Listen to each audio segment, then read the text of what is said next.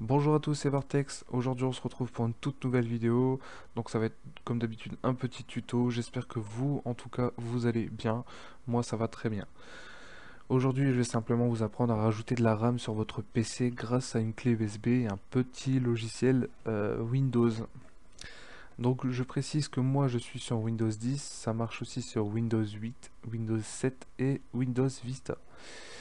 Donc on va commencer ce tuto. Tout simplement vous allez, pour ceux qui sont sur Windows 8, Windows 10 pardon, vous allez sur votre onglet dossier ici, vous vous rendez sur ce PC, et ici vous avez votre clé USB.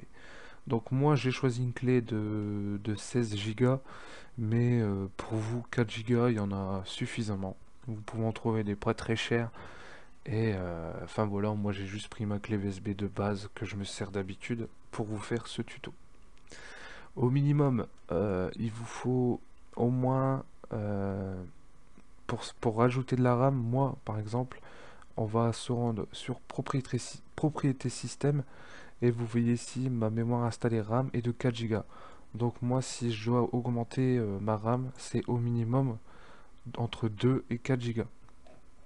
Et pour ceux qui ont 2 Go de RAM, et ben c'est minimum 2 Go quoi. Et ben voilà, donc moi je vais choisir de rajouter ma RAM de 4 Go. Donc ici on abaisse juste comme ça. On retourne sur notre dossier ici. Donc on va sur ce PC. Et ici vous faites clic droit, propriété. Et vous avez votre petit truc qui s'ouvre. Et vous avez Général Outils Matériel Partage. Nous ce qui nous intéresse c'est l'onglet Ready Boost. Voilà. Donc ici c'est coché ne pas utiliser ce périphérique, vous le décochez. Vous mettez utiliser ce périphérique. Donc moi il est déjà programmé à 4 Go, mais vous après vous pouvez si vous voulez rajouter 3 Go, vous pouvez rajouter 3 Go, mais au minimum il vous faut au moins 2 Go de plus. En dessous ça sert à rien du tout. Voilà. Donc essayez de vous avoir quand même une clé USB minimum de 4 Go, parce que 2 Go, je pense que ça va être très très juste. Donc moi je vais mettre tout ça à fond et faire OK. Donc là vous voyez ici, il me reste 10 Go sur 10 Go,8 sur ma clé USB sur 14 Go. Donc ma clé est programmée pour 4 Go de plus. Normalement on ne pourra pas le voir ici. Moi ça reste à 4 Go, mais quand vous voyez votre clé ici, de toute façon si vous avez une clé de 4 Go, elle va être pleine, ça va être une barre rouge sur Windows 7. Mais moi il me reste quand même de l'espace. Et voilà, c'est programmé comme ça. Donc alors maintenant, je vais vous retirer la clé ici. Et normalement ça reste, hein. Oh pardon, désolé. Et normalement ça doit rester, vu qu'elle est programmée pour avoir de la mémoire. Donc je vais la retirer. Voilà. Hop, vous la voyez plus. Normalement ça doit pas s'effacer. Elle est programmée. Donc et là je vais la remettre. Voilà. Donc là on va juste attendre.